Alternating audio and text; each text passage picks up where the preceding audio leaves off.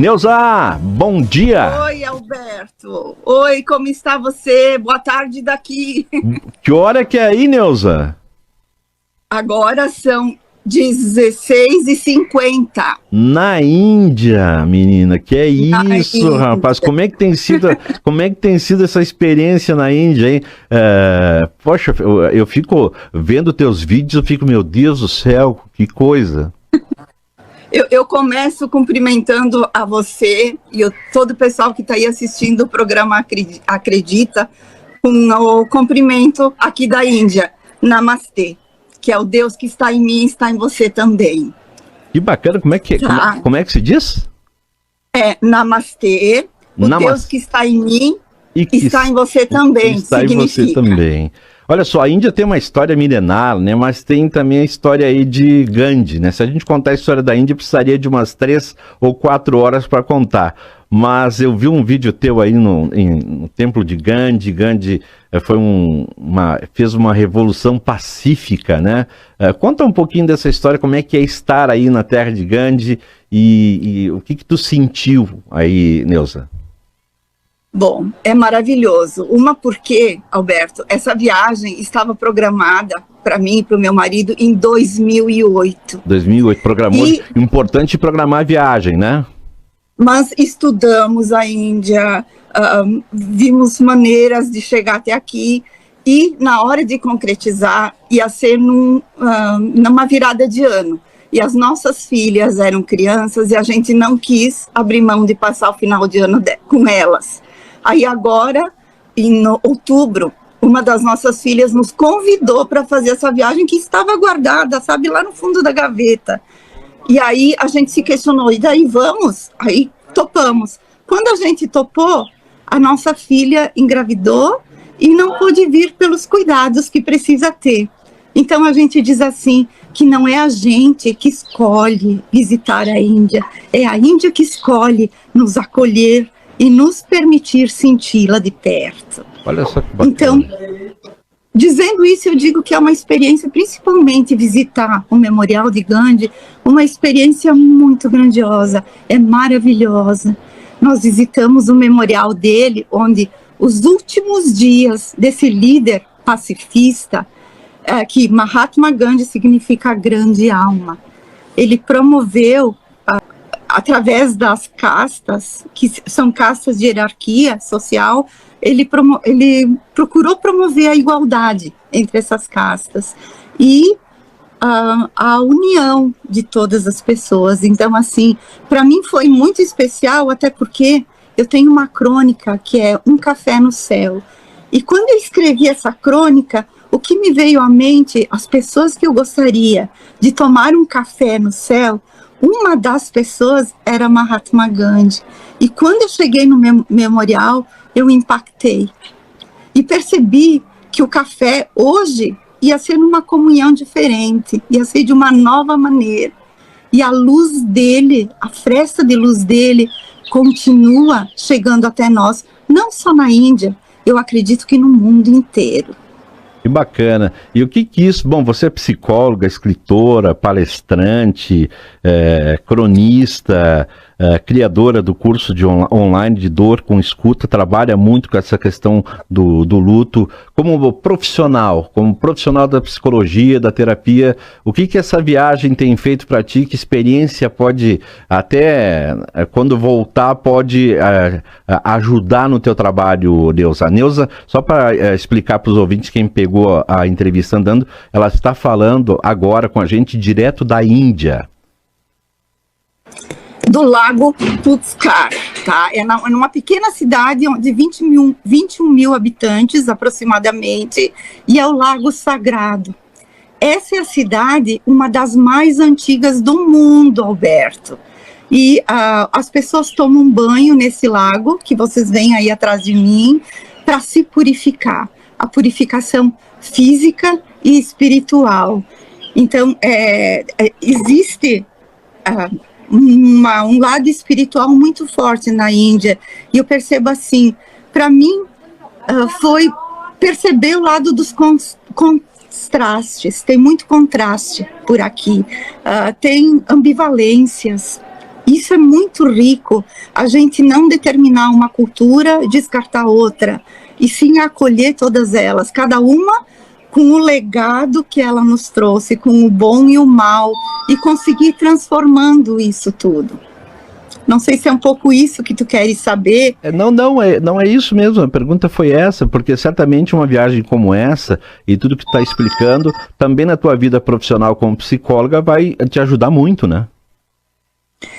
Uma das coisas, Alberto, que eu contemplo e que eu defendo muito, é que existe uma linha que liga todos nós, independente da religião ou da cultura. Inclusive escrevi já algumas crônicas sobre isso, que é, para mim, a dor e o amor ligam a todos nós. Cada um ama, mas ama de um jeito diferente. Cada um sente dor, mas sente de um jeito diferente. E todos procuram se restituir nessa dor. E tentar entender esse amor.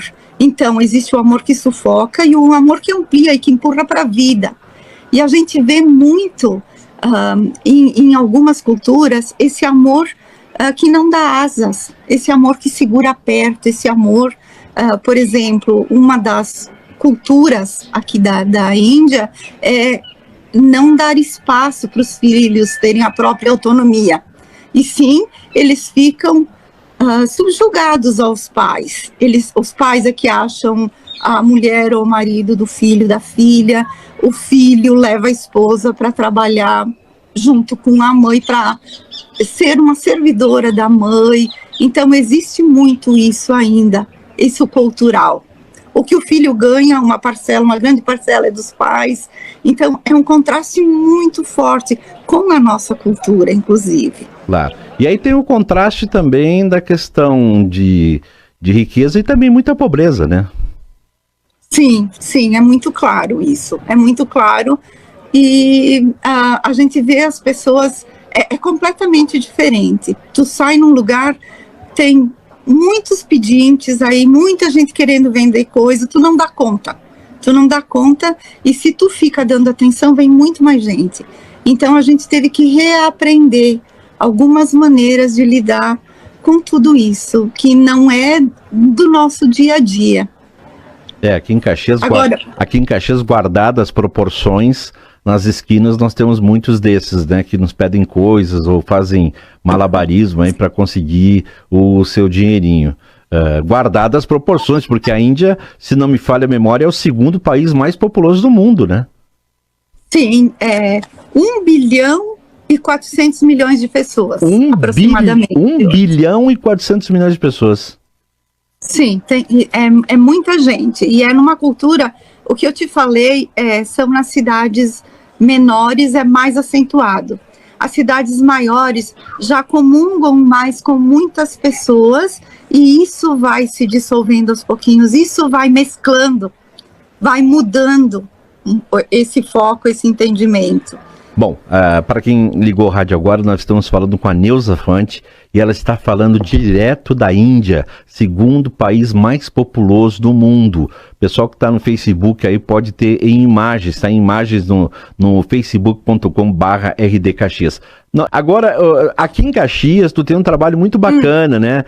Você é escritora também, escreve poesias, crônicas, mas tem essa questão de lutos e perdas.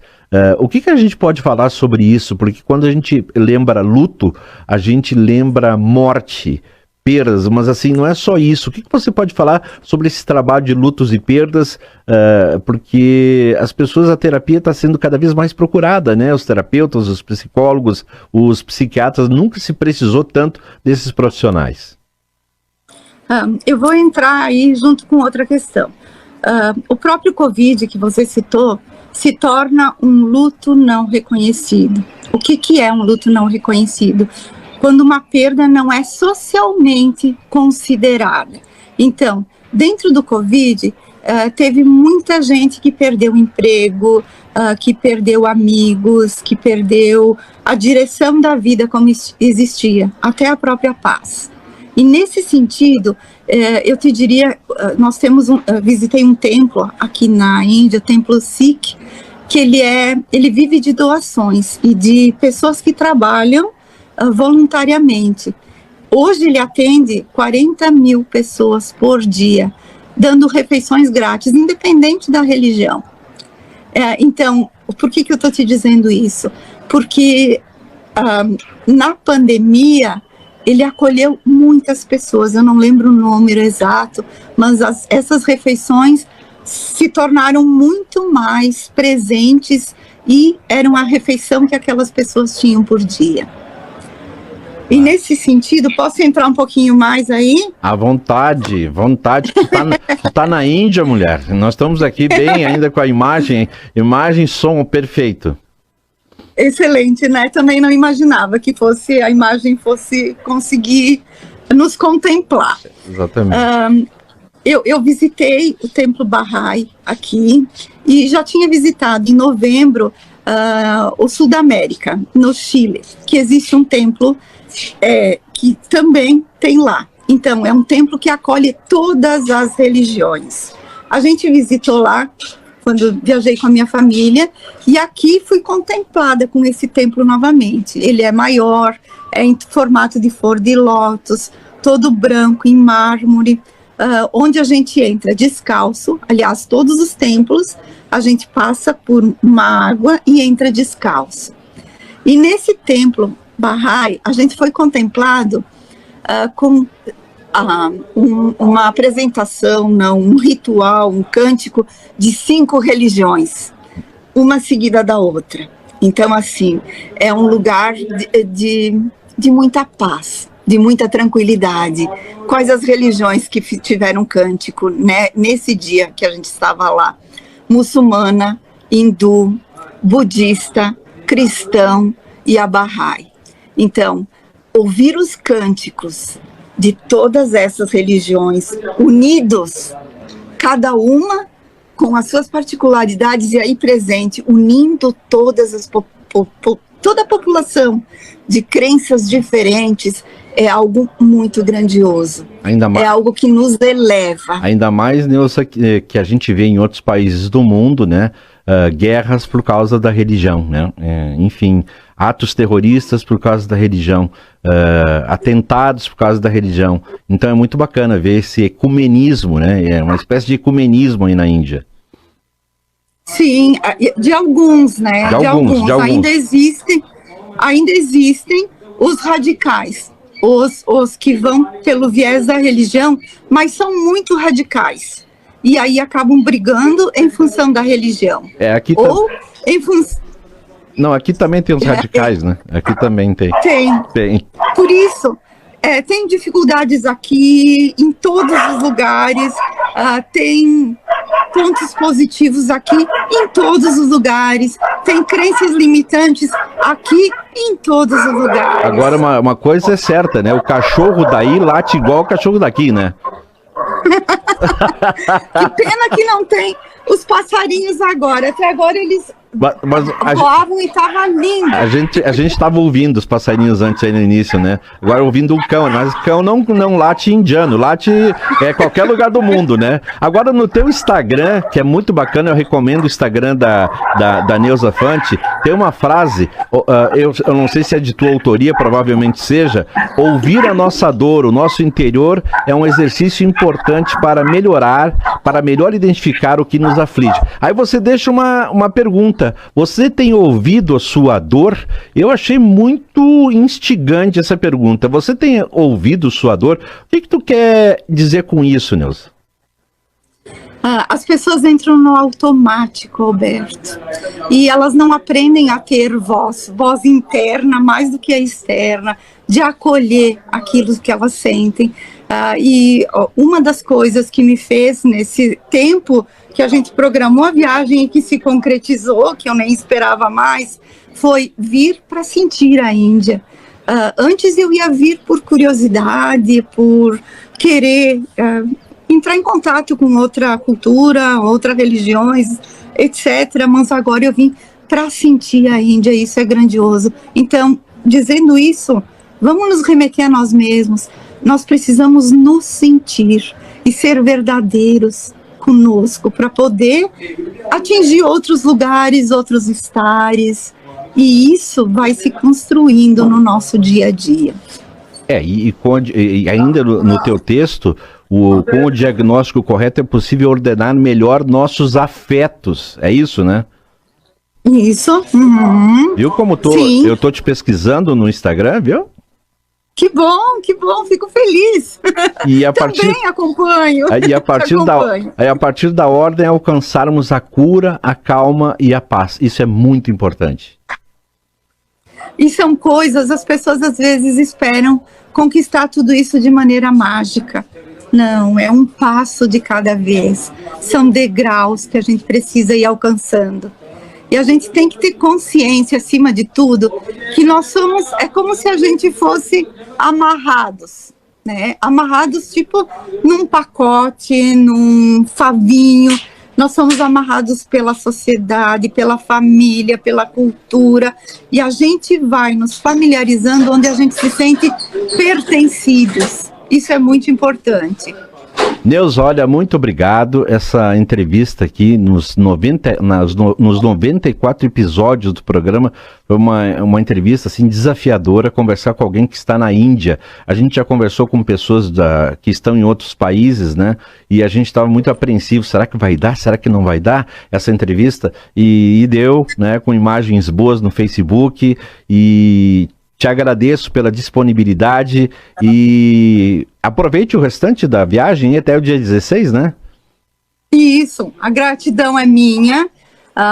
Vai ter um ritual depois aqui. Vou botar umas partezinhas aí no Instagram para quem quiser acompanhar. E sim, um prazer enorme estar com vocês.